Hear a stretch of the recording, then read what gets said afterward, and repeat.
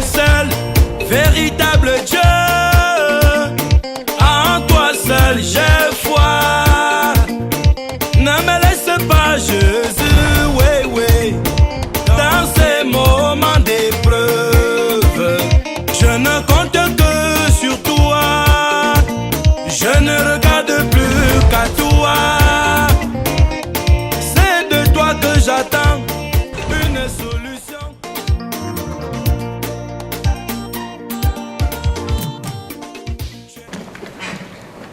Aujourd'hui, si je me retrouve au milieu de vous, pas pour témoigner sur ce qui s'est passé, comment j'avais servi le diable auparavant, mais tout simplement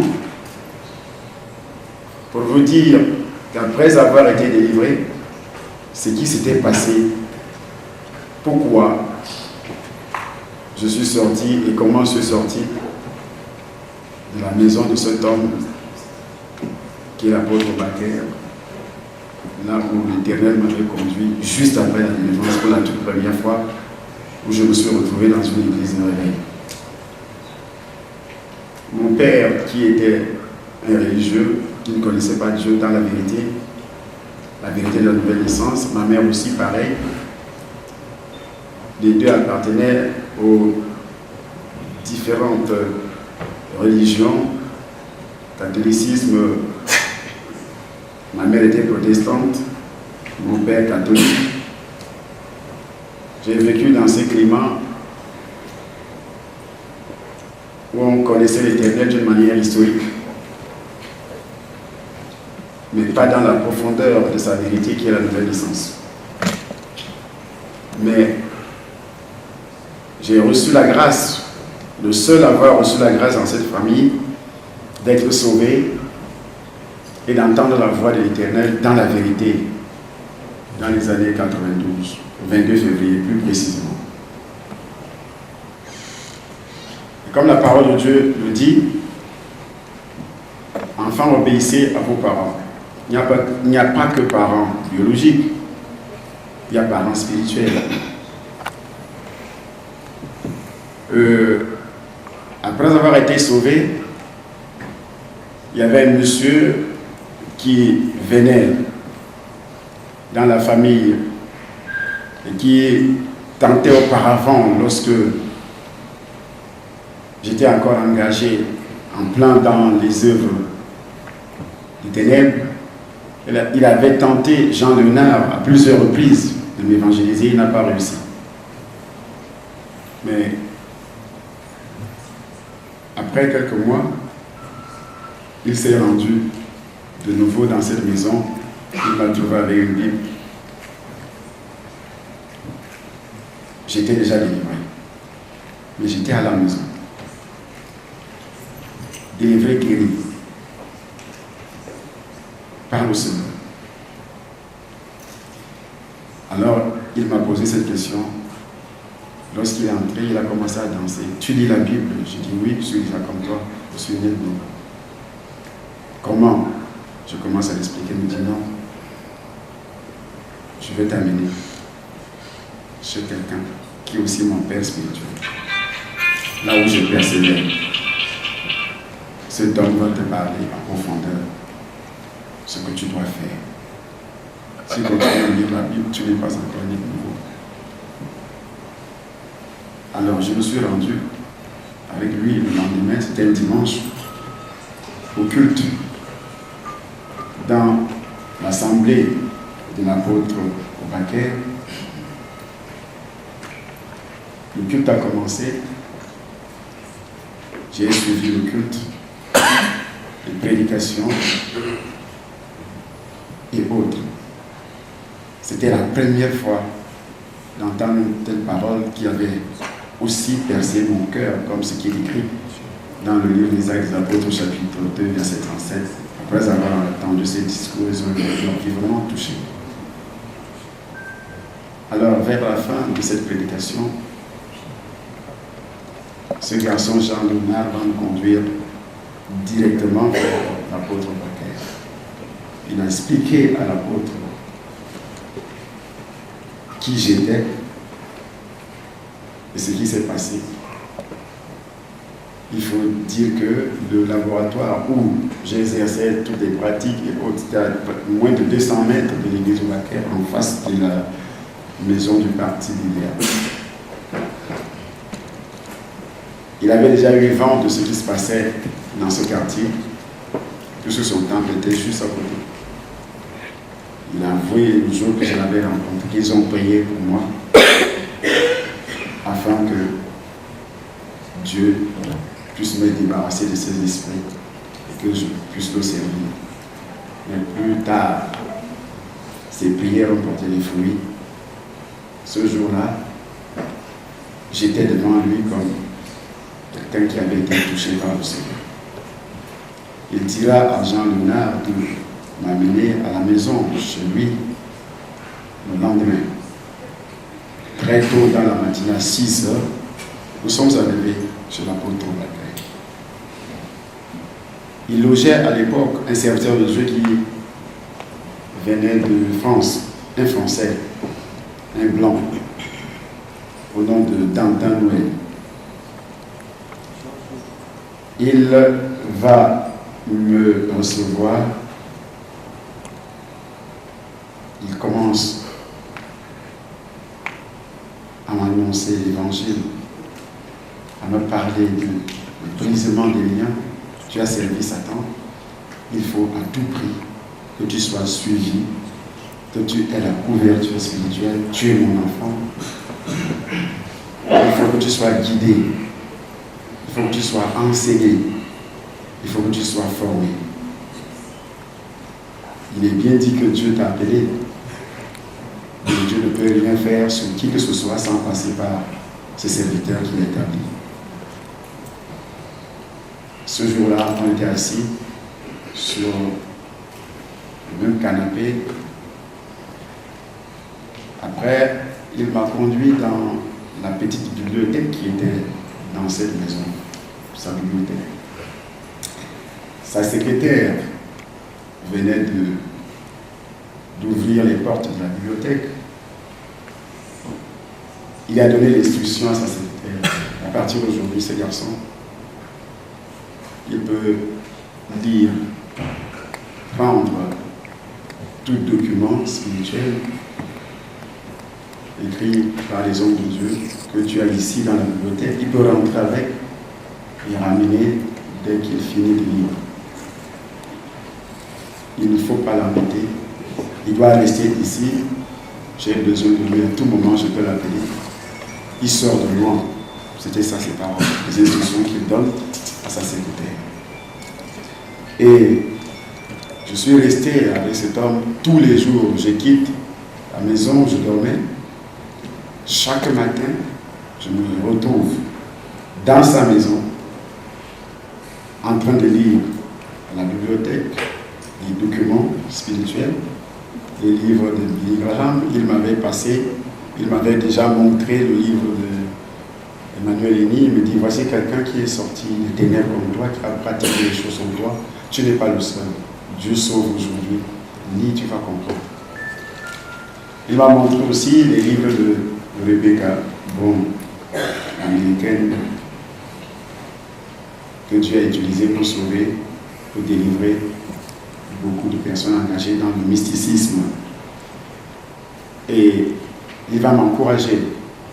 Il me dit, ne te décourage pas, tu dois lire pour que ton corps soit rempli. Et ce jour-là, il sort un verset, il me dit, c'est un avertissement que Dieu te donne.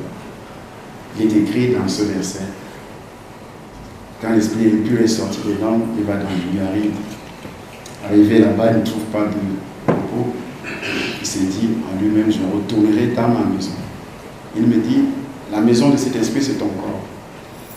Quand il revient, il ne revient pas seul, il revient avec d'autres esprits plus méchants que lui.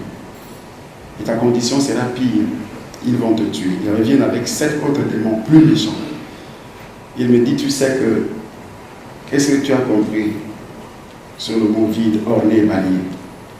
Je ne comprenais pas parce que j'étais dans mes débuts. Il me dit, la parole, la présence du Saint-Esprit, les ornements, ce sont les fruits de la chair. Il dit, tu dois fuir ces choses, tu dois être rempli du Saint-Esprit. pour que l'ancien maître ne te récupère pas. Écris, commence à écrire ton témoignage. Tu dois raconter, comme Jésus t'a dit, raconte ce qu'il a fait pour toi. Fais comme les autres. C'est lui qui va m'encourager à commencer à écrire. Effectivement, j'ai commencé à écrire le livre. J'ai écrit mon témoignage. Les premières brochures, les premiers manuscrits. Je suis allé 2 semaines plus tard, j'ai dit, voici papa, ce que je fais tous les jours ici à la bibliothèque. J'écrivais là, à la bibliothèque, tous les jours. Et je lui passe ça, il commence à lire. Il dit, j'ai pas le temps maintenant, je vais lire dans la nuit, mais continue, ça je vais lire après. Je vais te dire comment tu dois faire. Il me dit, ne va pas, ne donne pas les détails comme si tu enseignais la magie aux gens. C'est des choses que tu vas pratiquer. Tu donnes un témoignage. Parce que le témoignage va aider beaucoup de personnes qui sont engagées dans le ministère.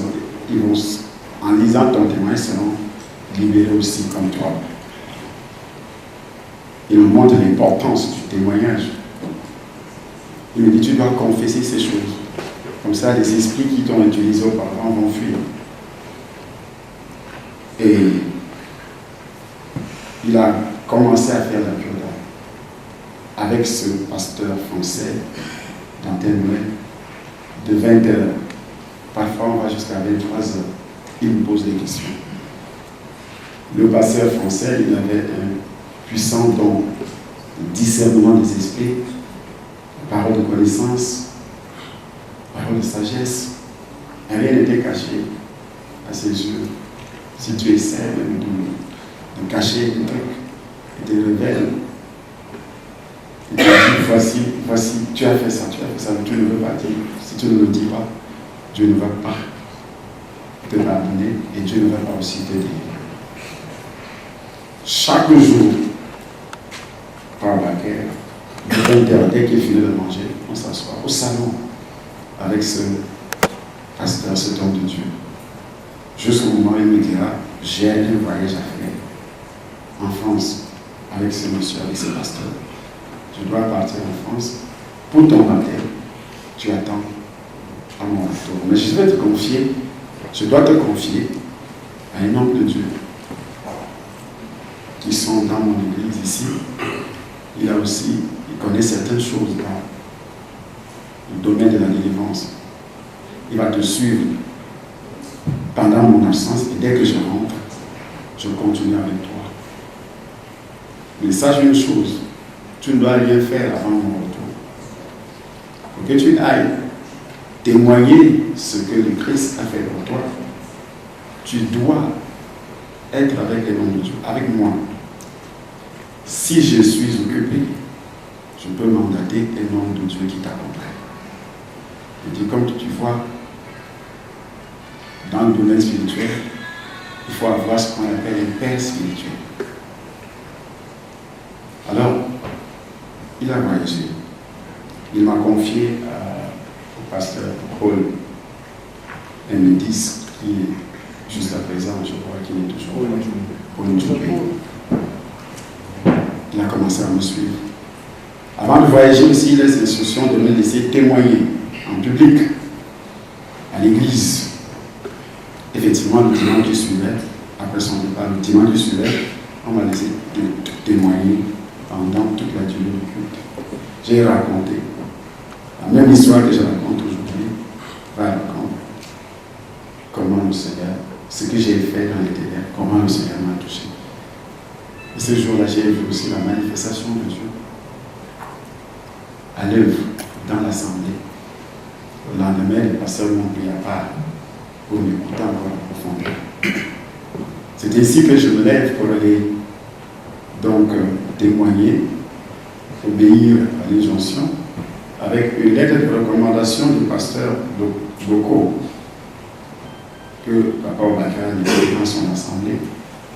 J'arrive, je suis les rails, ces assemblées, ces œuvres qui sont sur le nom des rails. J'arrive, je commence sur les petits gars qui sont là, Makondo, Manjab et autres.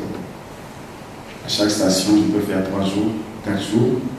À Messondro, j'arrive à Izeka, chez le pasteur François. Après Ezeka, je suis parti chez papa, le prophète présent, le prophète Yéma. Il m'a reçu, c'est à 23 ans, dans son assemblée. J'ai dormi dans sa maison. Il m'a donné des conseils. J'ai rendu témoignage sur ce que Christ a fait dans ma vie. Avant de quitter sa maison, je suis parti. Plusieurs jours après, j'ai repris le train pour retourner sur Edea.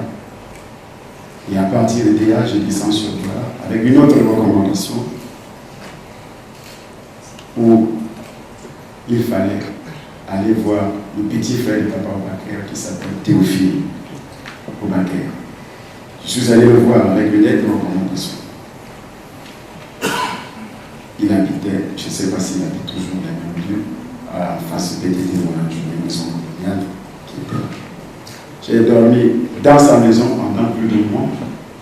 C'est lui qui me conduisait sur l'instruction de papa Obakère, qui me conduisait dans d'autres assemblées comme le plein évangile du pasteur Ekoka. C'est là qu'on a commencé. Je témoignais, il était assis, Théophile Obakère. Quand on sort, il me dit, tu as dit ça, ce n'était pas bon, mais demain, tu vas dire comme ça. Pour ton témoignage, c'est toi qui connais ton témoignage, mais sur la parole, ça. Nous sommes partis chez le pasteur Paul Josué. Nous sommes partis dans d'autres églises. Et c'était ici que je commence à être connu et à être invité aussi par d'autres serviteurs de Dieu dans la ville de Douala. Et ces contacts vont donc me dérouter. Pourtant, papa Théophile déjà m'avait averti que tu es venu. Il faut que tu restes d'abord tranquille, tu attends ton père. Quand il va rentrer, il sera. Ne va pas chez d'autres serviteurs de Dieu. Si tu as fini leur témoigner là où on va, d'autres assemblées, on ne te défend pas d'aller dans d'autres assemblées qui ne sont pas sous la couverture de Obakère, mais tu attends, il rentre. Et ça va froisser mon esprit. Parce que j'ai des invitations. Parce que des serviteurs de Dieu, d'autres venaient même me voir là chez l'apôtre Obakère pour me dire, viens chez nous, tu vas témoigner. Viens chez nous, tu vas témoigner. Et quand j'ai commencé à les fréquenter, c'est comme ça que les médisances ont commencé comme sur mon père spirituel. Qu'est-ce que tu fais là-bas? Pourquoi on te demande de ne pas aller ailleurs, d'attendre?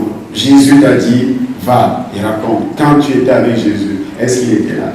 Est-ce qu'il a fait ceci? Est-ce qu'il a fait cela? Pour couper court, au lieu d'attendre, selon l'instruction qu'il m'avait dit, je vais te baptiser au retour. À mon retour, je suis allé prendre le baptême dans une autre église. Il faut continuer avec. C'est là où le désordre commence. Quand il revient de l'Europe, je n'ai même pas su à quel moment il est revenu de l'Europe, avec tout ce qu'on avait bourré dans mes oreilles. Lui, ce n'est pas un serviteur de Dieu. Lui, il fait ceci, il vole l'argent, il fait ceci, il est méchant, il est cela, il est sorcier. Et ça, je commence à porter du mépris à mon père spirituel. Du mépris. Je n'ai plus envie de faire demi-tour là. Tous ces ondits-là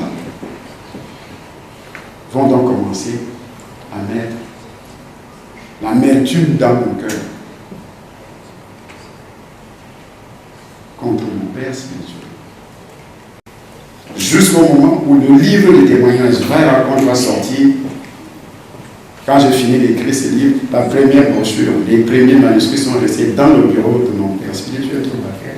Mais je recommence autre. Et je commence donc à observer des difficultés énormes pour envoyer ces livres. La brochure, dans les 10 éditions Parole de vie, il a fallu, on a envoyé à 4 reprises. Dès qu'on envoie, ça arrive, ça se perd. Le monsieur ne reçoit pas. À la poste, ça se perd, le monsieur ne reçoit pas. Jusqu'au moment où maman Anne va confier à sa soeur qui travaillait à Camer, qui partait à Paris, dit tu vas avec ça, tu descends à Montpellier, voici l'adresse, tu remets ça entre les mains du vieux Murat qui était l'éditeur à l'époque. La femme est partie avec ça, mais jusque-là, la brochure n'est pas arrivée. Dans tout ça, c'est un langage de Dieu, mais je ne comprends pas. On s'est mis à prier pour ça. Il finit, quand il reçoit une nouvelle, un nouveau manuscrit, il commence à éditer. Dieu frappe du cancer la secrétaire de ce monsieur. Je dis Dieu parce que lui disait que c'est le diable. Tout ce qui pouvait mettre la main au travail dans cette brochure ont eu des problèmes. Et là, je ne comprenais pas le langage. Je suis à 2 ans de ma nouvelle naissance.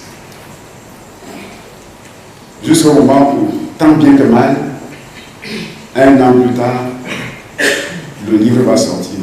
Nous sommes en 1994. Le livre sort. Et le jour que le livre sort, je vais à la poste, PTT Bonadjou. Le petit frère de Papa Obaker qui m'avait reçu, où j'avais dormi, habitait là en face, je vais retirer le livre, je ne mets pas pied chez lui. Je commence aussi à le haïr parce qu'il me reprenait. Je ne vais plus chez lui. C'est ça l'esprit de rébellion. Il ne te laisse pas la place de se repentir. Il te pousse et tu crois que ce que tu fais est bien et que les autres sont en erreur et que cela te persécute.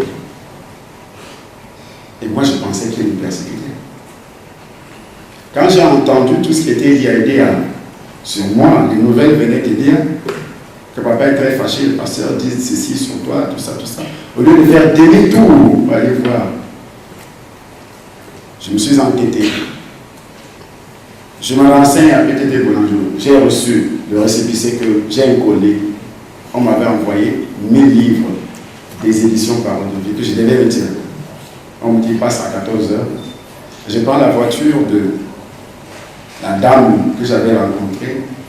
Ma première fille, ma fille aînée, porte le nom de cette dame. Maman Bouli. Elle m'avait donné une pick-up.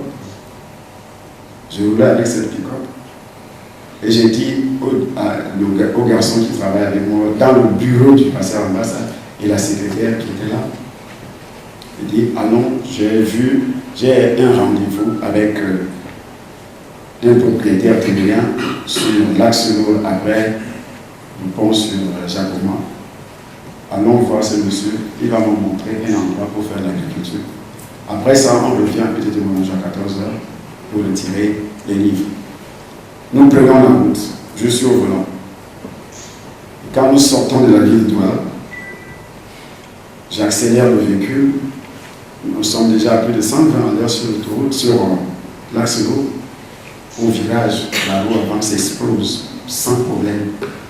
Et on entre dans les ravins. Je perds le contrôle du véhicule. Tout le véhicule est atomisé, détruit. Je reçois une facture ici, une autre facture sur le dos, la colonne vertébrale, l'affaissement des vertèbres, des vertèbres qui ont écrasé le disque, 3 disques. Je suis presque paralysé. Les 2 qui étaient avec moi dans le véhicule n'ont pas une seule écriture. Ce sont les militaires qui vont nous transporter à l'hôpital à Quintini. Ce jour-là, je n'ai pas pu retirer le livre. Je me suis retrouvé avec le plâtre, à partir d'ici, le cou, le dos, comme une veste. Là, c'est maintenant que je comprends que c'était le langage de Dieu. Jusque-là, je ne comprends rien. Je suis sorti de l'hôpital. Avant la fin de la guérison, je me suis retrouvé au nord. J'ai pris le livre, je suis retrouvé au nord en train de témoigner chez Alex. J'ai un tel qui était responsable de jeunesse en mission honneur à Mao. il m'avait invité. Je portais ça comme carapace, avec des factures. L'eau s'était sortie d'ici, c'est sorti. On a remis ça en place. L'eau ici, là. Si vous regardez ici, vous allez constater que la facture existe encore. L'eau s'est mal soulevée. C'était le message de Dieu. Et je ne comprenais pas. Et j'ai continué. Jusqu'au moment où il fallait quitter le Cameroun, je suis toujours avec le pasteur ambassade. La Douala, décédé. Et je reçois, quand le livre est sorti, je reçois les invitations de part et d'autre. Puisque le livre était envoyé en Guadeloupe, dans tous les pays francophones. Le livre arrive au Bénin, en Côte d'Ivoire, partout. On est en train de lire le livre, les gens sont éblouis, sont ébahis. Nous voulons voir ce monsieur qui a écrit ce livre, qui vient témoigner. Les assemblées invitent jusqu'à Pointe-à-Pitre, vers les îles françaises, partout où on lit le français, Haïti. Je reçois les invitations. Je suis déjà grand. Je suis déjà bien. Je réponds à la première invitation qui vient de la Côte d'Ivoire. Cette dame qui travaille là-bas s'est mise avec la nièce du Fouet Boigny, qui avait un gros ventre. On avait mis des trucs dans son ventre. Ils m'ont acheté le billet d'avion pour aller avec le pasteur ambassade et qui doit prier pour vraiment consacrer pour commencer à sortir, aller témoigner à l'extérieur. C'est le pasteur ambassade dans son assemblée. Est-ce que véritablement c'est lui qui devait me consacrer? Pas du tout. Et je commence à voyager avec lui, mon premier voyage, pour sortir du pays. Non plus ce que mon père spirituel m'avait dit, je serai avec toi ou je mandate un pasteur. Mais moi-même, je vais choisir mon pasteur. Et c'est moi-même qui dois voyager avec lui. On arrive à Abidjan, nous sommes logés dans la famille au Fouet Boigny, la nièce au Fouet Boigny, dans les lagunes ébriées, grosse villa et autres. J'ai un ministère très rayonnant, selon moi. Mais un ministère qui avait des tâches de rébellion, selon Dieu. Mais je ne le savais pas. Tout était si rayonnant. Les gens qui venaient me voir, les gens qui bénissaient, qui donnaient l'argent, qui faisaient, et Dieu l'utilisait. Je me rappelle que ce jour-là, je faisais mon séminaire à la Bibliothèque nationale à Abidjan. Une petite fille de moins de 7 ans qui avait passé le temps à envoûter sa mère. Sa mère n'avait jamais su qu'il y a un serviteur du Cameroun qui est arrivé. Sa mère venait d'accoucher. Je donne ça comme un exemple. Sa mère venait d'accoucher avec un bébé de 4 mois. Et elle reçoit un coup de fil. À l'époque, il n'y avait pas de portable. C'était les fixes de la maison. Elle reçoit un coup de fil à 20h. Et moi, je suis arrivé à Abidjan comme aujourd'hui. Dans la même nuit, elle reçoit un coup de fil sur son fils. Et puis, le coup de fil dit quoi? Je voudrais parler à Joël. C'est elle qui répond. Et le petit gars, l'enfant s'appelle, le bébé s'appelle Joël. Et c'est lui qui est derrière le coup de fil, dit je voudrais parler à Joël. Elle répond en disant, ce Joël que vous demandez, c'est un bébé de 4 mois qui ne peut parler à personne. Qui êtes-vous? Ah oui, je suis le pasteur Martin Salah du Cameroun.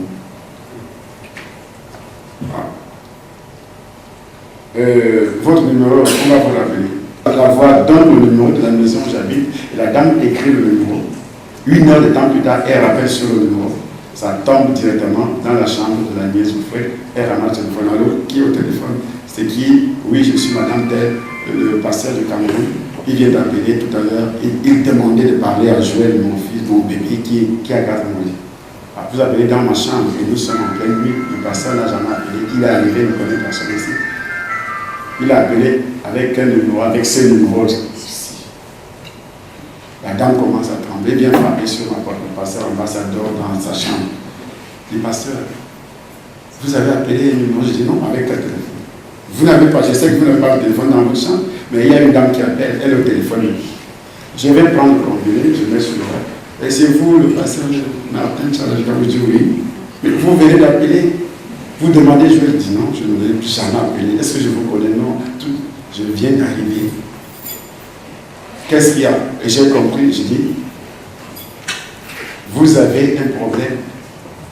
Dieu voulait tout simplement mettre en contact avec vous. Vous avez un problème. Venez demain à la Bibliothèque nationale où je ferai ce problème. Et dès qu'elle arrive, il fallait voir le contexte du problème que cette dame avait la sorcellerie dans sa famille, aux familles. Ça, je vous ai parlé du récit, ce qui s'est passé, pour vous dire que, avec ça, c'est ça qui me convainquait que je suis avec Dieu, Dieu m'utilise, Dieu me connaît, donc je m'en fous de mon père spirituel maintenant, parce que Dieu est avec moi, c'est lui qui fait des miracles. Ce que nous oublions parfois, chers frères, que Dieu honore sa parole. Il honore seulement sa parole. Les miracles, les prodiges qui nous accompagnent, ce n'est pas ça qui fait de nous véritablement. Nous pouvons aller ou bien travailler pour Dieu. Il faut savoir s'arrêter pour se poser la question, est-ce qu'il est toujours avec moi? Je n'ai pas eu le temps de savoir s'il est toujours avec moi. De se poser cette question, est-ce qu'il est avec moi? Je prêche, je témoigne. Et ce jour-là, j'étais convaincu qu'il est avec moi, donc je m'en fous de ma paix. Alors j'ai compris, je reçois des invitations du Gabon, partout, du Bénin, chez Ernest qui est venu ici récemment, qui était l'ami de mon père spirituel au Baquet. Alors, il m'invite, il vendait mon livre témoignage à Cotonou au Bénin. Il organisait ce qu'on appelle Copagef. Et Papa Obakère était l'invité principal. Il y avait beaucoup de personnes, les Britanniques, les Américains, les Français, les prédicateurs. Mais Papa Obakère était l'invité principal. Il était vraiment honoré au Bénin. Moi aussi, je me suis installé au Bénin. J'ai créé une église, 15 églises. Dieu m'a amené à rencontrer et à convertir par moi beaucoup de personnalités politiques et religieuses du christianisme céleste et des sectes qui sont installées au Bénin. Je suis invité au Bénin par Ernest. Il réunit des serviteurs de Dieu importants qui ont des grandes assemblées. Nous allons recevoir un homme de Dieu qui porte un témoignage. Ils prennent le cinévo répétit, ils prennent le stade, il y a une salle là-bas, comme je parlais de sport que nous avons ici. Ils ont rempli, c'est moi le prédicateur principal. Il y a des prodiges, il y a des miracles. Et pour finir, les pasteurs qui m'ont invité, le témoignage est fini, les campagnes sont finies. Et toutes les brebis, la plupart des brebis, qui m'ont encouragé à créer maintenant une église. Et qu'est-ce que ces brebis me disaient? Tu as l'onction plus que tous les pasteurs ici. Il faut créer une église. Nous allons te soutenir.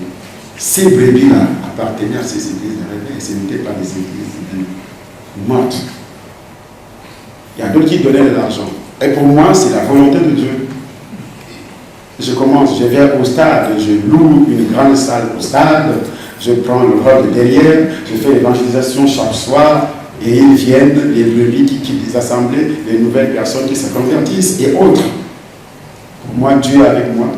Et les pasteurs qui souffraient déjà dans leur cœur, qui m'ont reçu auparavant, qui m'ont fait confiance en déléguant même leur brebis pour l'organisation de ces campagnes. Et ces brebis sont détournées, qui deviennent des membres de mon assemblée. Alors la persécution commence. Et dans ma tête, ces pasteurs ne sont pas des hommes de Dieu. Pourquoi? Parce qu'ils sont en train de persécuter quelqu'un qui annonce l'évangile et qui amène des âmes au Seigneur. Il y a eu des réunions avant l'arrivée de Papa Obakère. Il y a eu des réunions. Le président des assemblées, puis il y a plusieurs plateformes au Bénin. C'est lui qui était mon ami, le président aussi d'une plateforme. Il est venu me voir, papa. Tu sais, quand tu avais reçu ici, tu étais décidé seulement à nous réunir. Tu nous parles tout le temps, tu prêches. On a vu que Dieu t'utilise beaucoup. Il t'utilise beaucoup. Nous voulons travailler avec toi. Le pasteur me dit s'il veut travailler avec toi dans ce sens. Je dis quoi? Vous voulez seulement exploiter mon mission pour remplir vos assemblées. Laissez-moi tranquille. Il dit, papa, c'est pas comme ça. C'est ce pasteur Zanou qui m'avait conduit chez Kérékou. N'était pas encore converti. C'est lui qui avait offert mon livre de témoignage à Kérékou. Il voulait l'amener au Seigneur.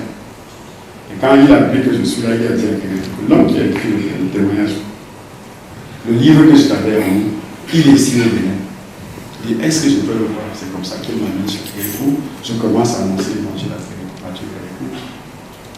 Quand il avait quitté le gouvernement pour la première fois, c'est ici qu'il va craquer au sein du Seigneur. Mais pour moi, c'est Dieu qui est en train de travailler. Et c'est effectivement Dieu. Mais dans la rébellion, il honore sa parole. Je ne m'arrête pas pour comprendre, pour savoir toutes les difficultés qui arrivent.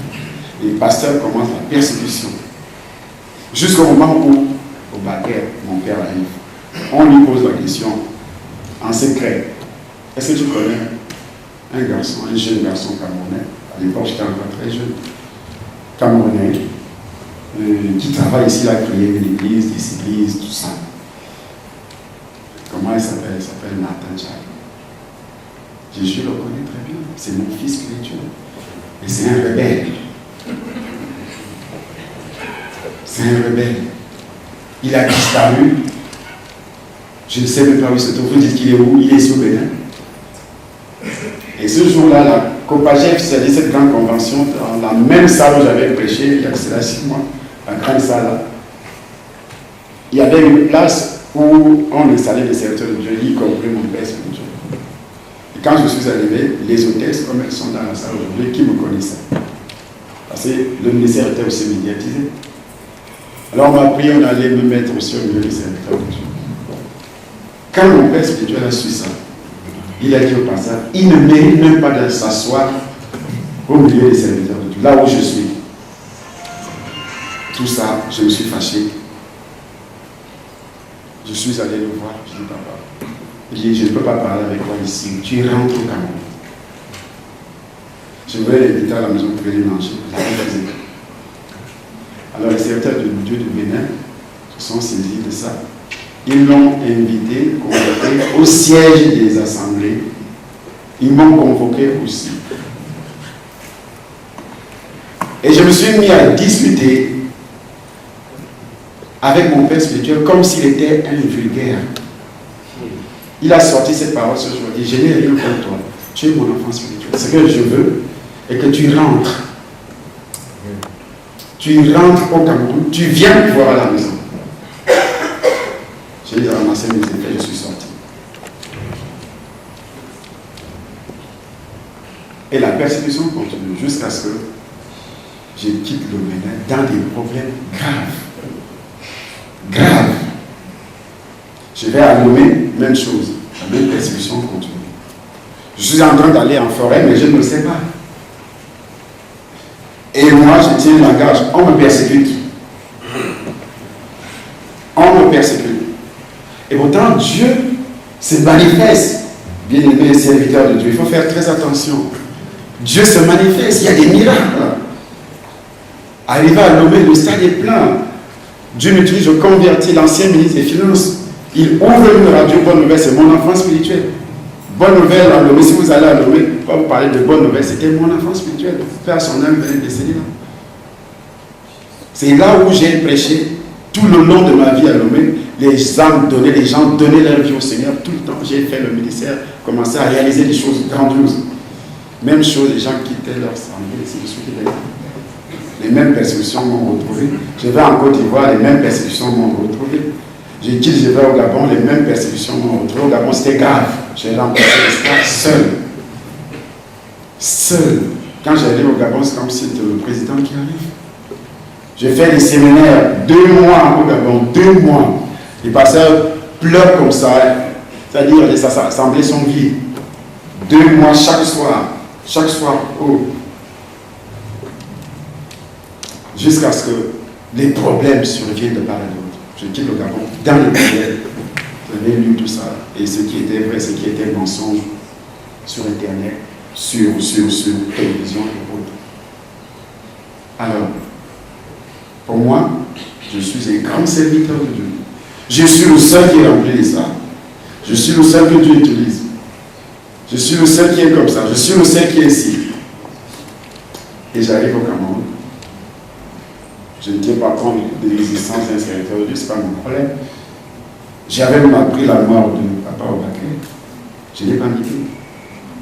Je ne suis même pas parti. dire que voilà, cet homme-ci, j'avais mangé avec lui dans ses assiettes.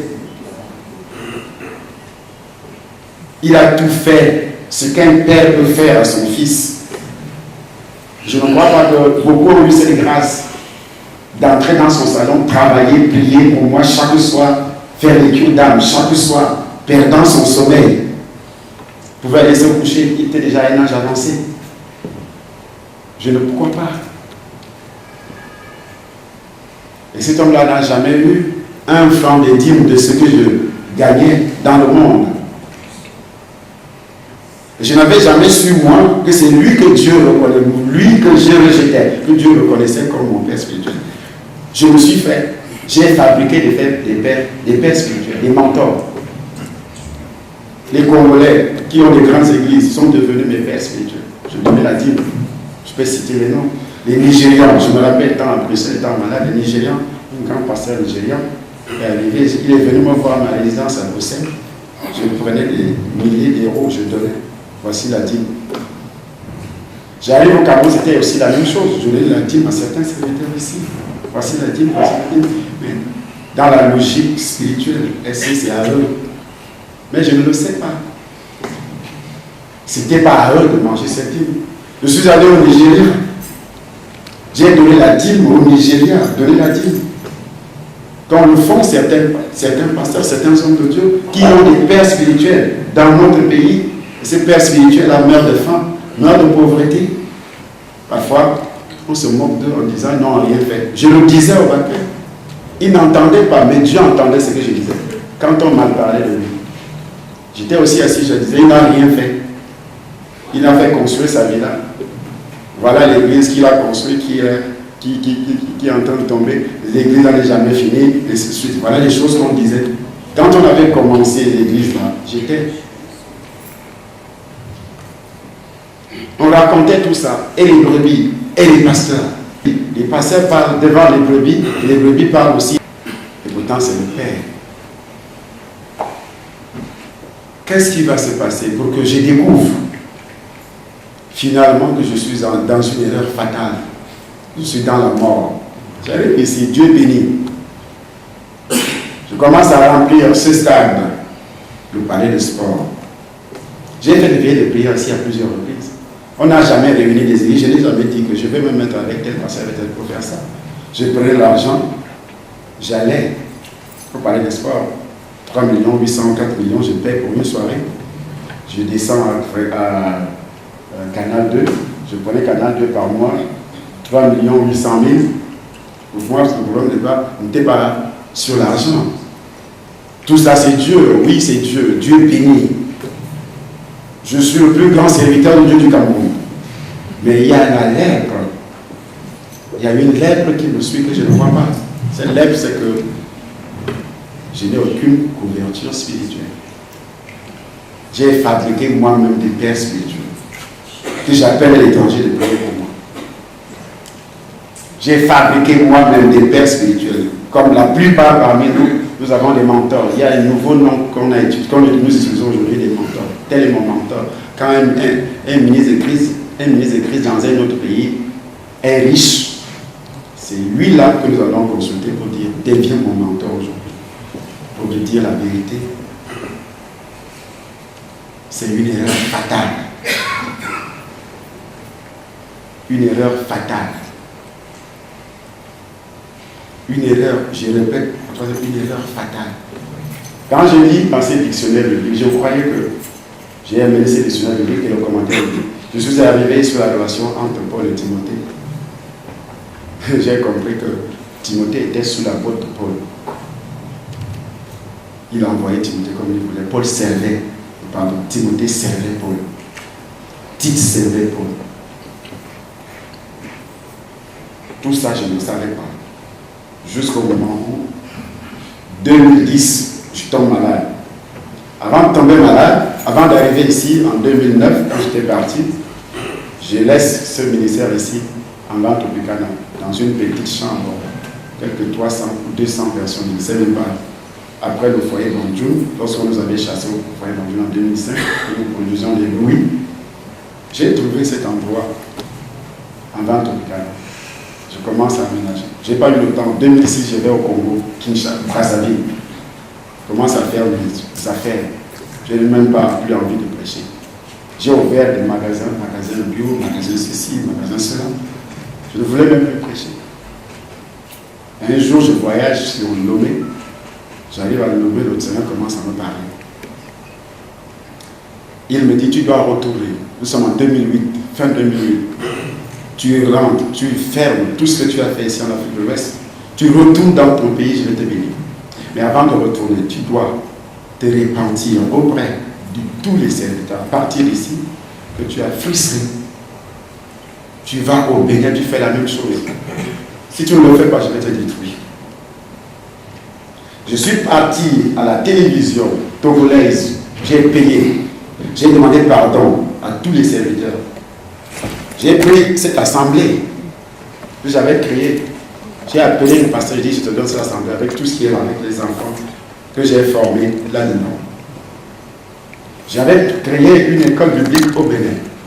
Il y a eu des serviteurs qui étaient formés. D'autres venaient ici, travailler ici. Tout ça, Dieu voyait ça.